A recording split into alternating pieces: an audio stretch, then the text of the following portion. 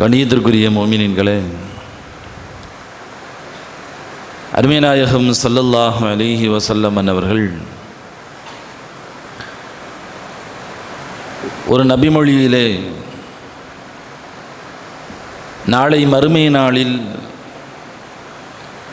ஒரு முஸ்லிமுக்கு ஏற்படுகிற நிகழ்வை பற்றி, ஒரு முஸ்லிமுக்கு கிடைக்கக்கூடிய நிஅமத்தை பற்றி ஸல்லல்லாஹு அலைஹி வஸல்லம் அவர்கள் அழகாக சொல்லுவார்கள்.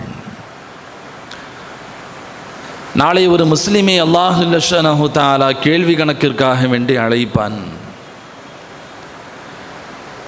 அவனிடத்தில் அவனுடைய செயல்களின் பட்டோலை வழங்கப்படும். அவனுடைய அமால் நாமா அவனிடத்திலே ஒப்படைக்கப்படும். அவனிடத்தில் ஒப்படைத்து விட்டு அல்லாஹ் அதை நீ படி என்று சொல்லுவான்.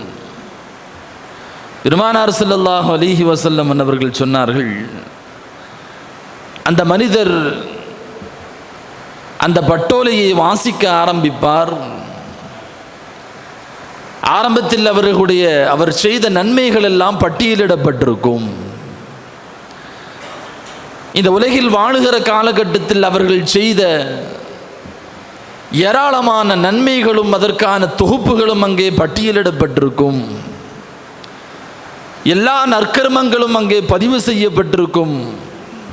பெருமானார் சொன்னார்கள், அதை வாசிக்கிற பொழுதெல்லாம் அந்த அடியானுடைய முகமெல்லாம் மலர்ச்சி அடைந்து விடும். அவனுடைய முகத்தில் சந்தோஷத்தினுடைய களிப்பு வெளிப்படும். மகிழ்ச்சியை அவனுடைய முகத்தில் பார்க்க முடியும். தான் செய்த நன்மைகளை எல்லாம் ரப்பிடத்திலே படித்து காட்டுவான்.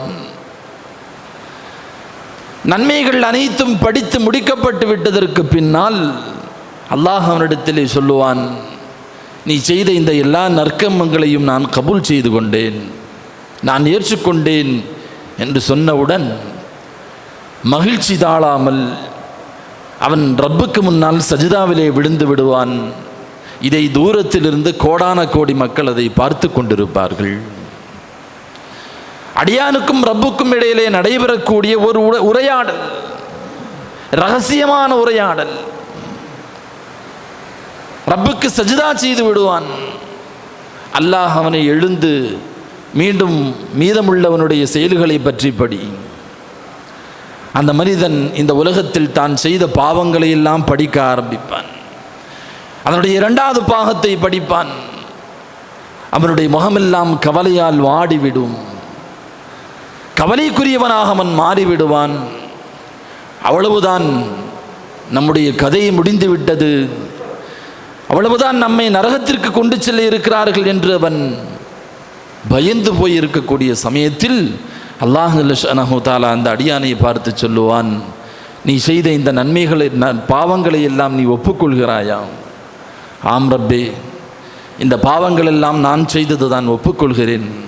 எந்த நிபந்தனையும் இல்லாமல், எந்த காரணத்தையும், எந்த சாக்குப்போக்கையும் சொல்லாமல் நான் மனப்பூர்வமாய் ஒப்புக்கொள்கிறேன். அல்லாஹ் சொல்லுவான், அப்படியானால் உன்னுடைய இந்த எல்லா பாவங்களையும் நான் மன்னித்து விட்டேன் என்று சொன்னவுடன் மீண்டும் ரப்புக்கு சுக்ரு செய்யும் விதமாக அவன் சஜிதாவிலே விழுந்து விடுவான்.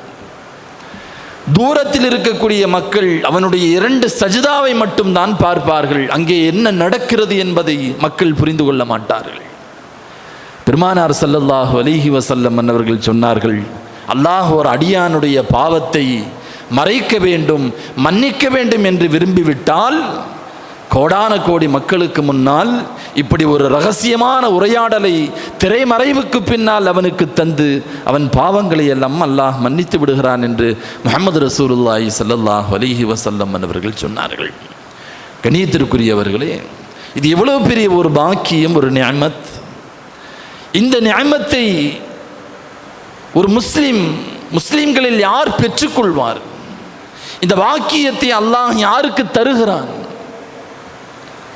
கண்ணியத்திற்குரியவர்களை, ஏராளமான வழிகள் அதற்கு உண்டு. பெருமானார் பல்வேறு நபிமொழிகளை சொல்லி இருக்கிறார்கள். மிக முக்கியமாக தன்னுடைய பாவம் நாளை மறுமை நாளில் மக்களுக்கு முன்னால் காட்டப்படாமல் மறைக்கப்பட வேண்டும் என்று ஒரு முஸ்லிம் நினைத்தால், ஆசைப்பட்டால் அந்த முஃமினிடத்தில் இந்த உலகத்தில் இருக்க வேண்டிய ஒரே ஒரு பண்பு, அவன் இந்த உலகத்தில் வாழுகிற காலத்தில் தன் சகோதரனுடைய சக முஸ்லிமுடைய குறையை மறைத்து வாழக்கூடியவனாக அவன் இருக்க வேண்டும். மன் சதர முஸ்லிமன், பெருமானார் ஸல்லல்லாஹு அலைஹி வஸல்லம் அவர்கள் சொன்னார்கள், மன் சதர முஸ்லிமன் சதரஹுல்லாஹு ஃபித் துன்யா வல் ஆখিরা.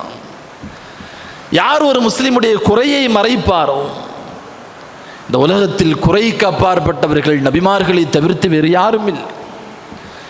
பாவம் செய்யாதவர்கள் நபிமார்கள் மட்டும்தான்.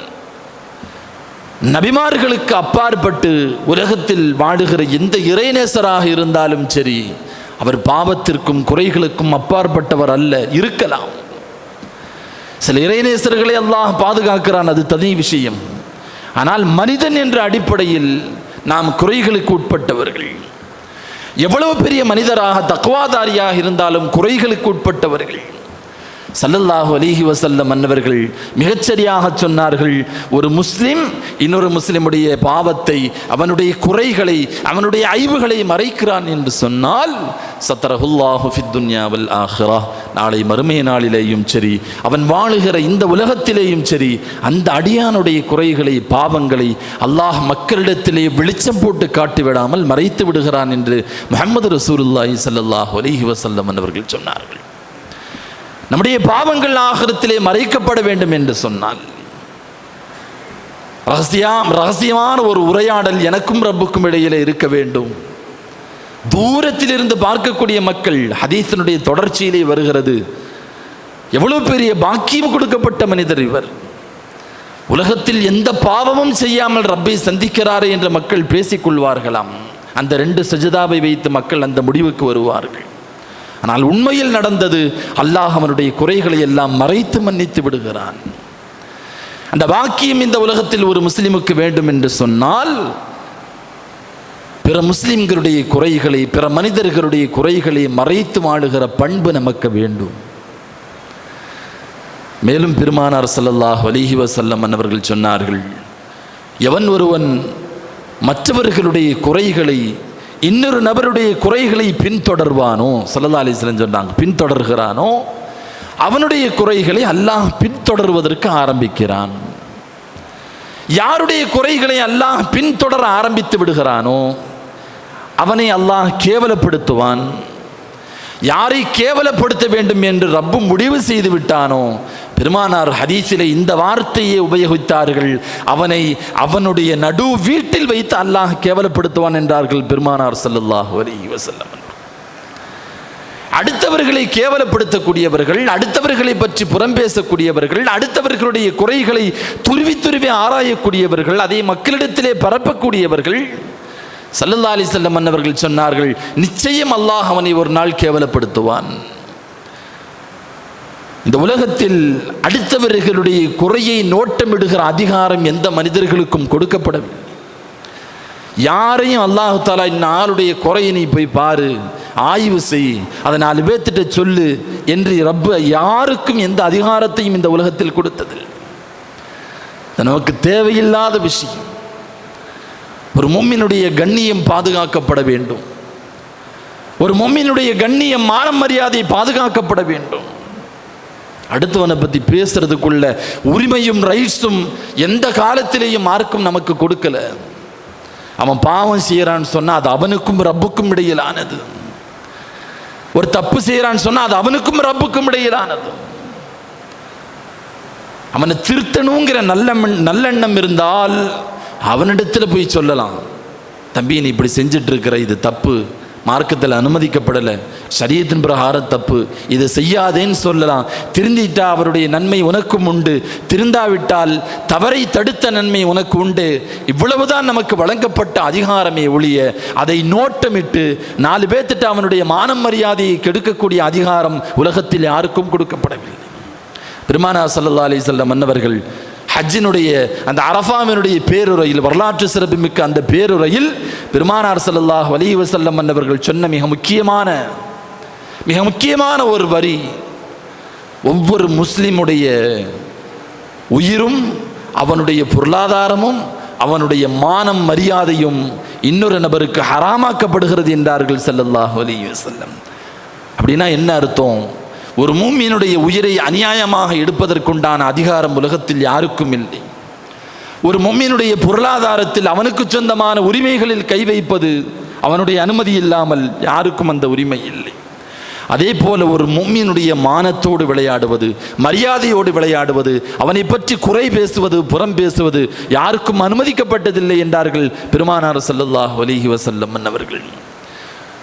ஹதீஸில் இப்படி பதிவு செய்யப்பட்டிருக்கிறது. காபாவை தவாஃப் செய்த பெருமானார் ஸல்லல்லாஹு அலைஹி வஸல்லம் அவர்கள் காபாவை தவாஃப் செய்து கொண்டிருக்கிற போது அதை பார்த்து சொன்னார்கள், காபாவே காபாவே, உன்னுடைய கண்ணியம் தான் என்ன, உன்னுடைய அந்தஸ்தும் மகத்துவமும் என்ன, அல்லாஹ் உன்னுடைய கண்ணியத்தை எவ்வளவு உயர்த்தி வைத்திருக்கிறான்.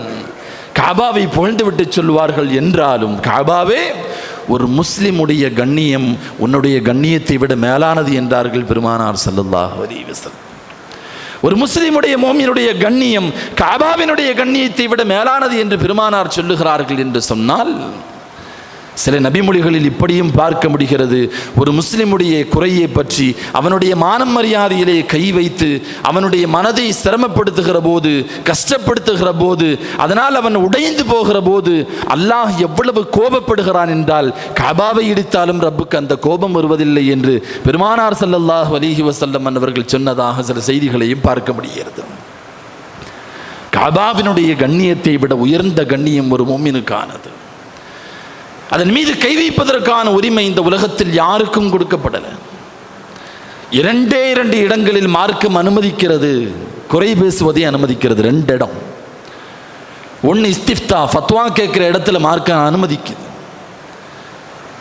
எங்கள் பள்ளியில் இன்னும் இமாம் ஒருத்தர் தொலை வைக்கிறாரு, இப்படிலாம் அவர் சில காரியங்கள் செஞ்சுட்டு இருக்கிறாரு, அவருக்கு பின்னால் நாங்கள் நின்று தொழுகிறது கூடுமா? ஒரு மார்க்க மசாயில், மார்க்கத்தினுடைய சட்டம் விளக்கத்திற்காக வேண்டி கேட்கிறார். தப்பான எண்ணத்தில் கேட்கக்கூடாது, அவரை கேவலப்படுத்தணுங்கிற எண்ணத்தில் கேட்கக்கூடாது. மார்க்க சட்டத்தை தெரிந்து கொள்ள வேண்டும் என்பதற்காக வேண்டி ஒருவரை பற்றி, தன்னுடைய அண்டை வீட்டாரை பற்றி, தன்னுடைய நண்பரை பற்றி குறிப்பிட்டு கேட்கறதுக்கு மார்க்கத்தில் அனுமதி இருக்குது. 1. 2வது, பெண் பார்க்கிற போது, மாப்பிள்ளை பார்க்கிற போது, இந்த பொண்ணு எப்படி, இந்த மாப்பிள்ளை எப்படின்னு சொல்லி நம்மிடத்தில் விசாரிக்க சொல்லுகிற போது, அல்லது நம்மிடத்தில் அதை பற்றி விசாரிக்கிற போது எது சத்தியமோ அதை அப்படியே சொல்லிவிடுவது இவர் மீது கடமை. அந்த இடத்துல என்ன செய்யக்கூடாதுன்னு சொன்னால், நான் அடுத்தவங்களை பற்றி தப்பாக பேச மாட்டேன், குறை பேச மாட்டேன்னு சொல்லி மறைக்கக்கூடாது. அது ஒருவனுடைய வாழ்க்கையை பாதிக்கும். ஒருவனுடைய வாழ்க்கையை அது பாதித்து விடும். அங்கே அவனிடத்தில் என்ன குறைகள் இருக்கிறதோ, கண்ணியமான முறையில் அவனை கேவலப்படுத்துவதற்காக அல்ல, இப்படி சின்ன விஷயங்கள் அவரிடத்தில் இருக்குது, நீங்கள் பார்த்து முடிவு செஞ்சுக்கோங்கன்னு சொல்லி கண்ணியமான முறையிலே அதை சுட்டி காட்ட வேண்டுமே ஒழிய, இந்த 2 இடங்களை தவிர்த்து வேறு எந்த இடத்திலேயும் ஒரு முஸ்லிமுடைய குறையை பிறரிடத்தில் சொல்லுவதை மார்க்கம் அனுமதிக்கவில்லை. கண்ணியத்திற்குரிய முஃமினீன்களே, அல்லாஹ் அந்த உரிமைகளை உலகத்தில் எவனுக்கும் வழங்கவில்லை. அது அவனுக்கும் ரப்புக்குமானது. தப்பு செய்கிறான்னு சொன்னால் அவனுக்கும் ரப்புக்குமானது. அதை பற்றி உண்டான கேள்வி பதில் ஆகிரத்திலே அவனுக்கும் ரப்புக்கும் இடையிலே. அவன் நினைத்தால் தண்டிக்கலாம், நினைத்தால் மன்னிக்கலாம். அந்த குறையை பற்றி 4 பேர்த்திட்ட பேசி திரிவதை பெருமானார் ஸல்லல்லாஹு அலைஹி வஸல்லம் அவர்கள் மிக கடுமையாக சாடினார்கள், கண்டித்தார்கள். ஸல்லல்லாஹு அலைஹி வஸல்லம் சஹாபாக்கிட்ட ஒரு தடவை கேட்டாங்க, மனில் முஃப்லிஸ், ஏழை என்றால் யார், ஏழை என்றால் யார் தெரியுமா என்று பெருமானார் கேட்டார்கள். யார் ரசூலுல்லாஹ், எவன்கிட்ட காசு பணம் இல்லையே அவன் தானே ஏழைன்னு சொன்னாங்க சஹாபாக்கள். பெருமானார் சொன்னார்கள், இல்லை, நான் ஆன்மீக ஏழையை பற்றி பேசுகிறேன், ஆன்மீகத்தில் திவாலானவனை பற்றி நான் பேசுகிறேன். முஃப்லிஸ் யார் தெரியுமா? நாளை ஆகிரத்திலே ஏராளமான தொழுகைகளோடும், ஏராளமான ஜக்காத்தோடும், தான தர்மங்களோடும், வணக்க வழிபாடுகளோடும் பெரும் கொண்ட மலையை போன்ற நன்மையை கொண்டு ரப்பிடத்திலே வருவன். பார்ப்பவர்கள் எல்லாம் அவனுக்கு சொர்க்கம் வாஜிபுன்னு முடிவே பண்ணிடலாம். அவ்வளவு நன்மைகள். ரப்புக்கு முன்னால் வந்து நிற்பான். அந்த நேரத்தில் கணக்கு வழக்குகள் துவங்கப்படுகிற நேரத்தில் ஒரு மனிதர், சக மனிதர் வருவார். ரப்பே, வாழுகிற காலகட்டத்தில் இவன் எனக்கு என்ன அநியாயம் செய்தான் என்று சொல்லுவான். அந்த அநியாயத்திற்கு தோதுவாக அதனுடைய மதிப்பில் அல்லாஹ் இவனுடைய நன்மையிலிருந்து கொஞ்சம் எடுத்து அவனுக்கு கொடுத்து விடுவான். மீண்டும் இன்னொரு நபர் வருவார். ரப்பே, இவர் என்னை அடித்தார், இவர் என்னை திட்டினார், இவர் என்னை பற்றி புறம் பேசினார், என்னை பற்றி குறை பேசினார், என்னை 4 நபர்களுக்கு மத்தியிலே அசிங்கப்படுத்தினார் என்றெல்லாம் பெரும் கொண்ட வரிசையில் மக்கள் வந்து நிற்பார்கள். நன்மைகள் எல்லாம் தீர்ந்து போய்விடும், மீண்டும் வரிசைகள் முடிந்து விடாது, மக்கள் வந்து கொண்டே இருப்பார்கள். வேறு வழி இல்லாமல் அந்த மக்களுடைய பாவங்களை இவன் செய்த அந்த அநியாயத்திற்கு தோதுவாக அந்த மதிப்பில் அவர்களுடைய பாவங்களை எடுத்து அல்லாஹ் இவனுடைய முதுகிலே சுமத்தாட்டுவான். மலைகளை போன்ற நன்மைகளை கொண்டு வந்தவன் மலைகளைப் போல தீமைகளை சுமந்து கொண்டு நரகத்திலே தூக்கி எறியப்படுவான். இவன்தான் உண்மையிலேயே ஏழை என்றார்கள் நபிகள் நாயகம் ஸல்லல்லாஹு அலைஹி வஸல்லம் அவர்கள். அடுத்தவர்களை பற்றி அதனால தான் மார்க்க அறிஞர்கள் சொல்லுவார்கள், நீ யாரையாவது பற்றி குறை பேசணும்னு முடிவு பண்ணிட்டான். சில பேர்த்துக்கு அதில் ஒரு அலாதியான இன்பம். எவண்டையாவது எதையாவது பற்றி பேசணும், சக மனிதரை பற்றி, சக முஸ்லீமை பற்றி, யாரோ ஒருவரை பற்றி பேசினால்தான் அவர்களுக்கு அன்றைய தினம் ஓடும். அப்படி சில பேர் இருப்பாங்க. மார்க்க அறிஞர்கள் சொல்லுகிறார்கள், ஒருத்தனை பற்றி குறை பேசணும், புறம் பேசணும் என்று நீ முடிவு செய்துவிட்டால் உன்னுடைய பெற்றோர்களை பற்றி நீ குறை பேசு. உன் அத்தா அம்மாவை பற்றி நீ பேசு. எங்கள் அம்மா இவ்வளவு மோசமானவ, என் அம்மாட்ட இப்படிலாம் நிறைய தவறுகள் இருக்குது, எங்கள் அத்தா இவ்வளவு மோசமானவர் என்று உன்னுடைய பெற்றோர்களை பற்றி நீ குறை பேசு. ஏனென்றால் உன்னை பெற்றெடுத்து, உன்னை வளர்த்து, உன்னை ஆளாக்கி உலகத்தில் எல்லா வாழ்வாதாரத்திற்கான வழிகளையும் செய்த அந்த பெற்றோர்களுக்காவது நீ செய்த நன்மை போய் சேரட்டும், யாரோ ஒருவருக்கு போய் சேருவதை விட. யாரோ ஒருவரை பற்றி நீ புறம் பேசுகிறாய், அடுத்தவனுடைய குறைகளை பற்றி பேசுகிறாய். உன் நன்மையை தூக்கி ஆகிரத்தில் அவன்கிட்ட கொடுக்கிறதுக்கு பதிலா உன் பெற்றோர்களை பற்றி புறம் பேசு, அவர்களை பற்றி குறை பேசு. நீ செய்த நன்மை அவர்களுக்காவது உபகாரமாக இருக்கட்டும் என்று மார்க்க அறிஞர்கள் சொல்லுகிறார்கள் என்றால், கண்ணியத்திற்குரிய முஃமினீன்களே, பெருமானார் ஸல்லல்லாஹு அலைஹி வஸல்லம் அவர்கள் சொல்வதைப் போல நாளை ஆகிரத்திலே ஒன்றுமில்லாதவனாக அவன் மாறிவிடுகிறான். அடுத்தவர்களை பற்றி பேசுகிற வலா தஜஸ்ஸஸு, பெருமானார் ஸல்லல்லாஹு அலைஹி வஸல்லம் இந்த ஆயத்திற்கு கீழ் ஏராளமான செய்திகளை சொல்லுகிறார்கள். வலா தஜஸ்ஸஸு, அடுத்தவனுடைய குறைகளை நோட்டமிடாதீர்கள். அந்த அதிகாரம், அந்த ரைட்ஸ் நமக்கு கொடுக்கப்படலை. நாம் யார் அடுத்தவர்களுடைய குறைகளை பற்றி பேசுவதற்கு? சில மார்க்க அறிஞர்கள் சொல்லுவார்கள், பெயர் நினைவில்லை, ஒரு முஸ்லிம் தன்னுடைய கண்களிலே மரக்கட்டைகளை வைத்துக்கொண்டு அடுத்தவனுடைய கண்ணில் இருக்கக்கூடிய தூசிகளை பற்றி அவர்கள் பேசுகிறார்கள் என்று ஆச்சரியப்படுகிறார்கள். அவன் கண்ணில் தூசி இருக்குன்னு நீ பேசுற, அவனுடைய குறைகளை நீ பார்க்கிறாய், ஆனால் அவன் கண்ணில் மரக்கட்டை இருக்கு, அதை நீ பார்க்கறது இல்லை. உன்னுடைய குறைகளை பற்றி நாம என்ன செஞ்சுட்டு இருக்கிறோம், நாம என்னென்ன பாவம் செய்து கொண்டிருக்கிறோம், நம்மிடத்தில் என்னென்ன அகலாக்குகள், கெட்ட அகலாக்குகள், பண்புகள் இருக்கிறது என்பதை பற்றி இவன் யோசிப்பதில்லை. அடுத்தவர்களை பற்றி பேசுகிறான், அடுத்தவர்களுடைய குறைகளை நோட்டமிடுகிறான். தன்னை ஒரு பெரிய பரிசுத்தவாதியாக, தூய்மைவாதியாக அவன் காட்டிக்கொள்கிறான். கண்ணியத்திற்குரியவர்களே, நோட்டமிடுறது இருக்கிறது, அல்லாஹ் பாதுகாக்க வேண்டும். பெருமானார் ஸல்லல்லாஹு அலைஹி வஸல்லம் மன்னவர்கள் மிக கடுமையாக தடை செய்த ஒரு பெரும் பாவம் அது. பொதுவாக ஷரியத்தில் ஒருவர் காதை அறுத்துட்டாருன்னு சொன்னால் பாருக்கு பாரமாக, பழிக்கு பழியாக இவருடைய காதை அறுத்து விட வேண்டும். கண்ணை குத்திட்டாருன்னு சொன்னால் இவருடைய கண்ணு குத்தப்படணும். பல்லை உடைச்சிட்டாருன்னா இவருடைய பல். அல் ஐனு பில் ஐனி வல் அன்ஃப பில் அன்ஃபி வல் உதுன பில் உதுனி வஸ் சின்ன பிஸ் சின்னி வல் ஜுரூஹ் கிஸாஸ். குர்ஆன் சொல்லுகிறது, நீ அவனுக்கு என்ன அநியாயம் செஞ்சியோ அதே அளவுக்கு உனக்கு செய்யப்படணும். இதுதான் ஷரியத்தினுடைய குற்றவியல் தண்டனை. இதே ஷரியத்து சொல்லுகிறது, ஒருவன் இன்னொருவனுடைய ரகசியமான காரியங்களை வீட்டில் ஒரு துவாரத்தின் வழியாக எட்டி பார்க்கிற போது ஒரு கத்தி எடுத்து அல்லது ஒரு பொருளை எடுத்து வேகமாக அந்த ஓட்டைக்குள்ள குத்தி அவனுடைய கண்ணை காயப்படுத்தி விட்டால் அவனுக்கு ஷரியத்தில் தண்டனை இல்லை என்று சொல்லுகிறது மார்க்கம். எவன் குத்தினானோ அவனுக்கு என்ன கிடையாது, ஷரியத்தில் தண்டனை கிடையாது. அவனை பழிக்கு பழி வாங்கக்கூடாது. ஏனென்றால் அவனுடைய அனுமதி இல்லாமல் அவனுடைய வீட்டிற்குள் எட்டி பார்த்த இந்த கண் நிச்சயமாக குத்தப்பட வேண்டியது, தண்டனைக்குரியது தான். ஷரியத்தில் அதுக்கு தண்டனை கிடையாதுன்னு சொல்கிறாங்க. அடுத்தவர்களை நோட்டமிடுவது, அடுத்தவர்களை கூர்ந்து கவனிப்பது, அவனுடைய இபாதத்துகளை கவனிக்கிறது, இபாதத்துகளை குறை சொல்வது, அவனுடைய பாவங்களை குறை சொல்வது, கண்ணியத்திற்குரியவர்கள், ஒரு முஃமினுடைய கண்ணியம் அதிலே அடங்கி இருக்கிறது. எந்த காலத்திலேயும் அதை குலைக்கக்கூடியவர்களாக நாம் இருந்துவிடக்கூடாது.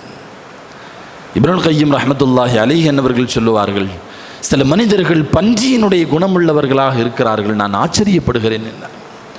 பன்றியினுடைய குணம் அவர்களிடத்திலே இருக்கிறது.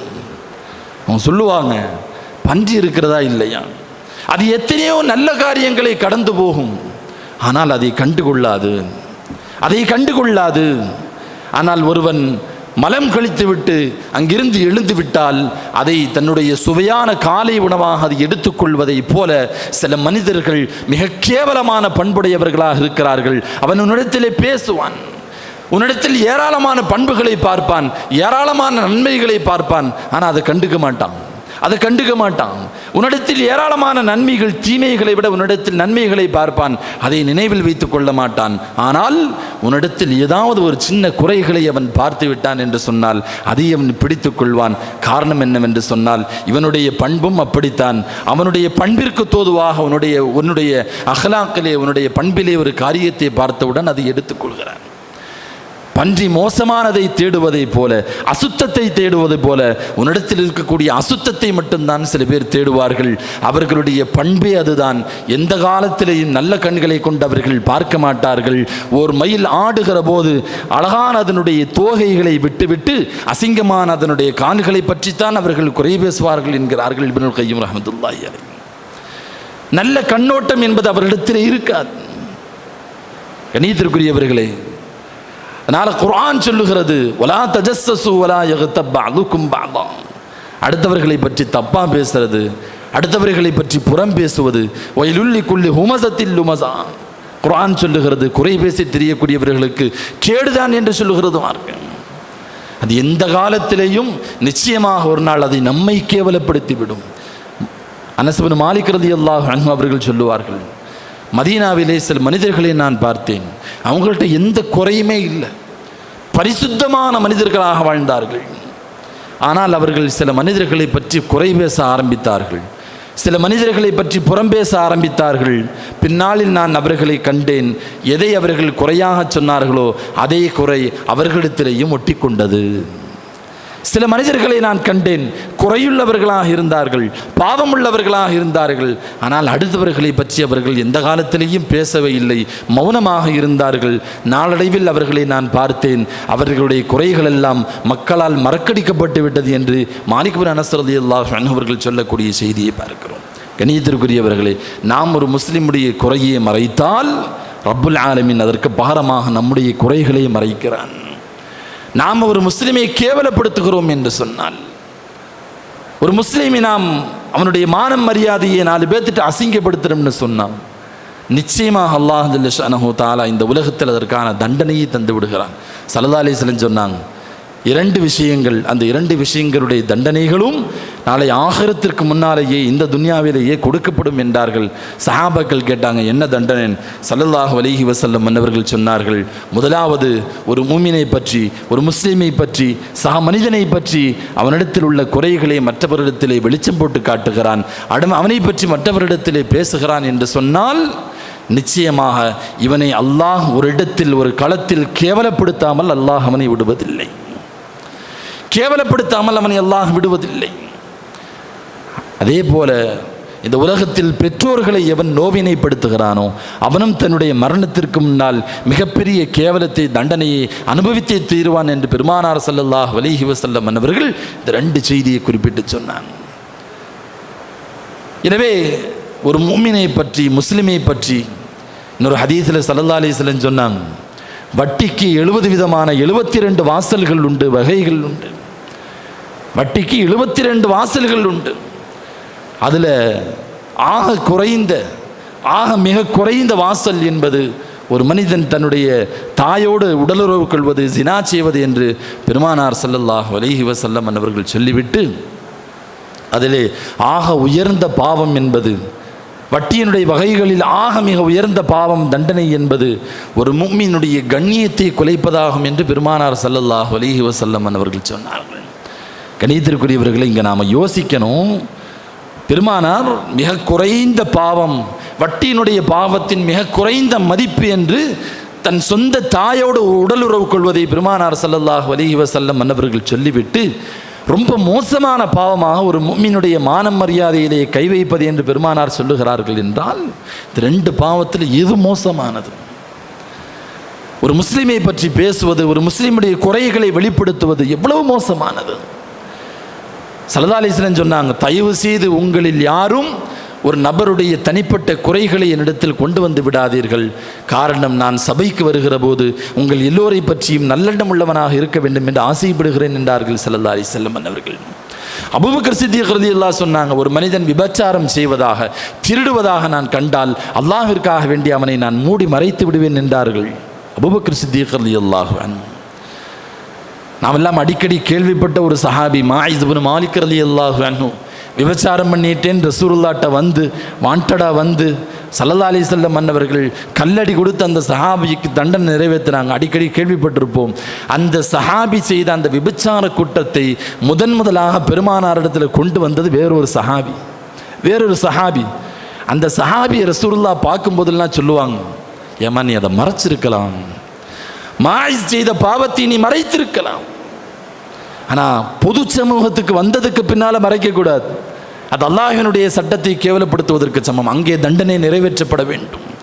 பொது சமூகத்திற்கு வரல, ஒரே ஒரு நபர் 2 நபர்களுக்குள்ளாக நடக்குதுன்னு சொன்னால் அது பெரும்பாவமாக இருந்தாலும் அதை மறைத்து தௌபாவிற்கான அவகாசம் அவனுக்கு வழங்கப்பட வேண்டும் என்கிறார்கள் பெருமானார் ஸல்லல்லாஹு அலைஹி வஸல்லம். மது அருந்தி கொண்டிருந்த ஒரு மனிதரை நடுராத்திரி உமர் ரலியல்லாஹு அன்ஹு அவர்கள் பார்த்தார்கள், கண்டுகொள்ளாமல் போய்விட்டார்கள். விபச்சாரம் செய்யக்கூடிய ஒரு ஆணையும் பெண்ணையும் கண்டார்கள். பொதுவெளியில் சொல்லாதீங்க, அல்லாஹ்விடத்தில் தௌபா செய்து கொள்ளுங்கள் என்று கண்டுகொள்ளாமல் போய்விட்டார்கள். அல்லாஹ்வுடைய தண்டனையில் அவ்வளவு கோபமாக கடுமையாக இருக்கக்கூடியவர்கள் உமர் ரலியல்லாஹு அன்ஹு.